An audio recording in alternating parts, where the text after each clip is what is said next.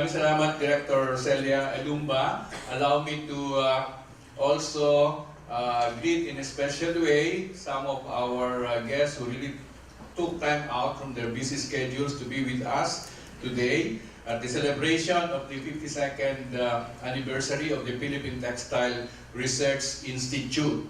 So, allow me to greet Robert Yang from COBA, Olivia Ang from Unimoda. Allow me to greet Dr. Lalusin from the Institute of Plant Breeding in UP Los Baños. We have our partner at ISAT University in Iloilo, Carmelo Ambot. We have businessman Alvin Yap. And of course, our director of the Forest Products Research and Development Institute, Romulo Agangan. Okay? Partner na kayo ngayon ng PTRI dahil meron ng kahalong bamboo ang ating mga damit. And then, of course, I saw Director Rhea Matute from the Design Center of the Philippines. I'm so happy to see you again, Director Rhea. And I saw Nina Escorial over there from our Bishard. And at my back earlier is a designer, Mitch Dulce. Really, fellow workers in government, ladies and gentlemen, good morning. I would like to begin by greeting again the men and women of PTRI, the Philippine Textile Research Institute, on the occasion of its 52nd anniversary. Through the years, PTRI has embodied flexibility, tenacity, and resolve, attributes that they have in common with the textile materials and the dyes that they have been working on. So happy anniversary, PTRI. 52nd anniversary, not too far. You know, we are celebrating our 50th year of graduation from UP College of Engineering. And 2 taon lang pala ang diferensya, okay? In January every year, we observe the Philippine Tropical Fabrics Month, and the celebration aims to increase our awareness about Philippine tropical fibers. At the same time, we would like to elevate the discourse on the challenges and opportunities that confront our local textile industry. The conference here now, which we aptly tagged PTF, or Philippine Tropical Fibers, Rising to the Challenge, will contribute to the ever-developing story of our local textile developments. Maybe I should just share with you that during the past year, 2018, I have spent more time with PTRI than any other research institute because of projects that are actually in its starting stage in some parts of the country, other than the projects that we can see through the actual facilities that have been set up at the PTRI complex in Bicutan. We also have the projects that have been started, one in Mindanao, one in Iloilo, one in CAR. Okay? I don't know whether there are others that you have started, but I'm familiar with these three. These being the areas where we used to have our materials and we still have the weavers in these particular areas. So I am not too familiar yet with the details of the ongoing project in Misamis, okay? But I know that that particular place has been the, shall we say, the bank for our silkworms, okay? And in CAR also, we have this, and in fact, we should have CAR officials here, but maybe Director Nancy is busy because they are evaluating the performance of other regions. They are being deployed to other regions to evaluate. So I know the project in ISAT-U, special because I have been there twice, okay? And I hope that when I visit it again, we already have something concrete ongoing. Because the two times that I visited, it was first to agree that we will collaborate. The second one was to agree on the details of the project. And when we go back there, and he is inviting me already in March, he says he will show us something that is already ongoing. Okay?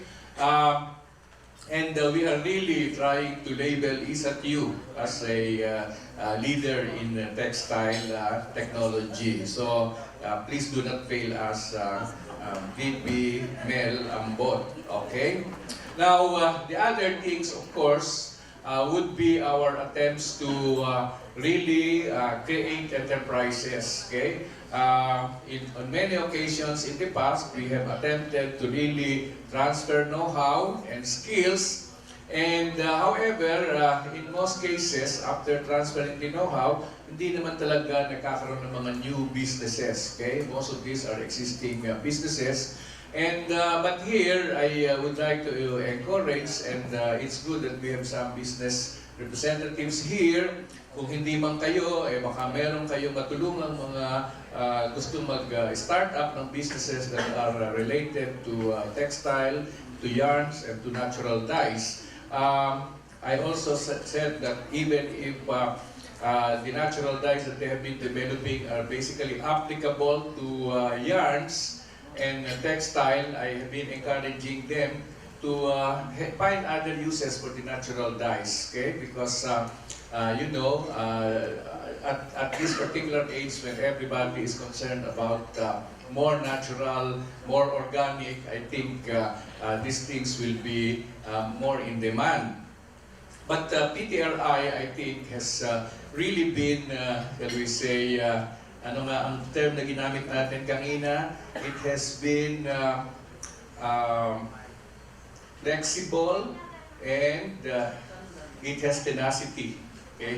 And I would like to really see that continuing because there has been many challenges. I have to confess to you, I hope it's not bad to say these things, but when we rationalized in 2002, up to actually it lasted for 6 years, the rationalization program of the government, the most threatened agencies of DOST was PTRI and the Forest Product Research and Development Institute.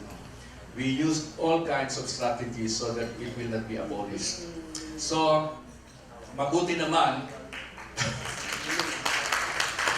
that was already 2008, so more than 10 years now, and there is again ongoing talks of, how do they call it, right sizing, okay?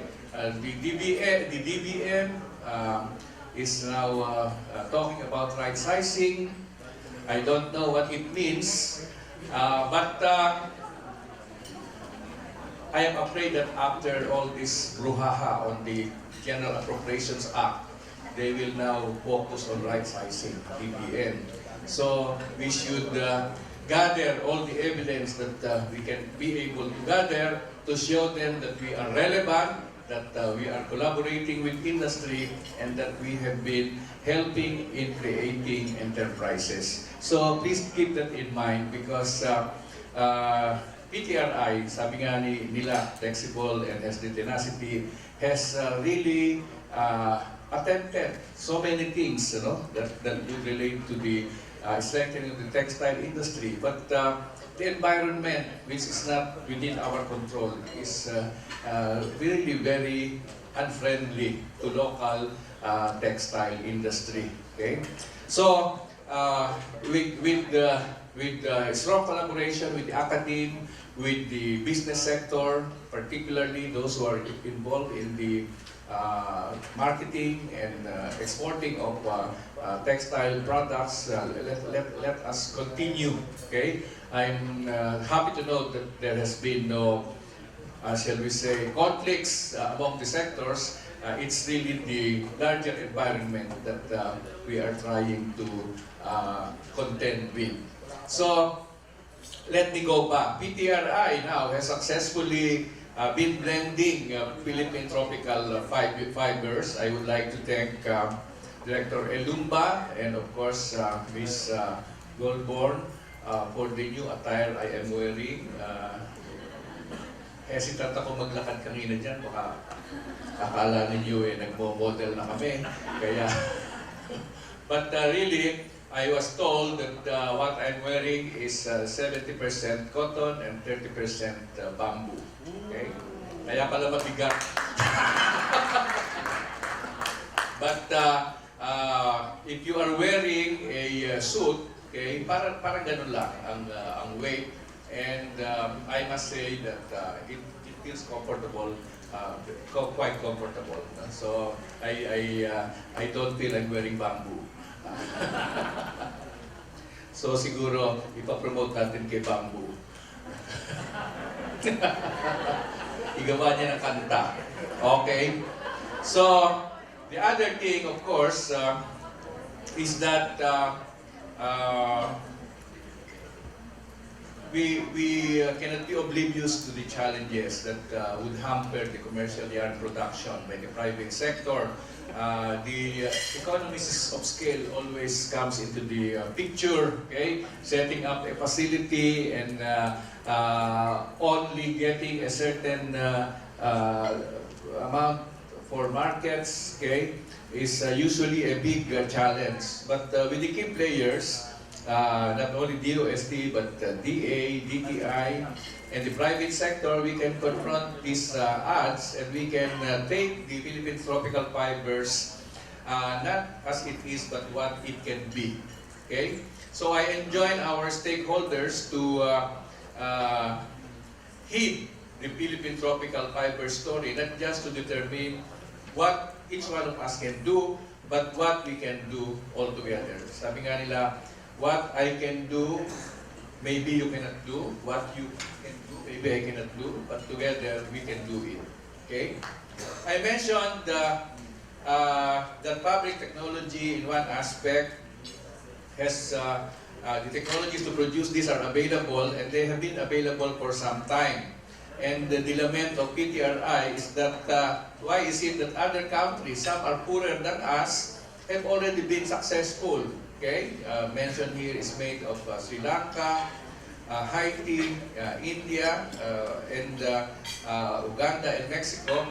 Of course, they are still in the initial stages also, but some have been already quite successful in their initiatives. So I'm sure that hindi naman tayo pwedeng pahuli. Okay? So, sila pala yung humihingi ng tulong. Oo, pero I think I have been to Sri Lanka and I had a dinner with Filipino workers in the garment industry. So I was thinking, mukhang mas successful sila dahil bakit nagpuntahan doon ang mga Filipino workers. You know? The bulk of Filipino workers in Sri Lanka are in garments. Okay, what else can we do? A different strategy definitely is necessary to change, okay? Our situation as far as the Philippine tropical fibers are concerned.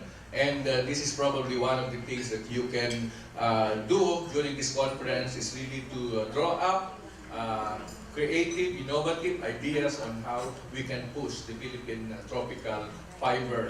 I am very, very sure that we cannot move forward without the collaboration of the private sector.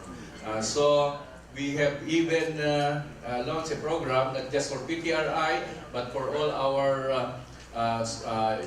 higher educational institutions and research institutions, that if a company, a private company, would like to have a research done, okay, maybe to solve their problems or to come up with new products or to improve their productivity through research, which they cannot do but can be done by people from the academe. We encourage them to do that, and the encouragement comes in the form of funding support for the research partnership. So, if you are a company, maybe you can contribute all the materials needed. If the university, you can contribute the manpower, and we will take care of the rest up to a maximum of 5 million pesos per project. So, this is the Cradle project that we have been promoting now. Anyway, I would like to greet all of you and feel at ease with each other in this conference so that we can come up with creative, innovative ideas that will help all of us. Thank you very much.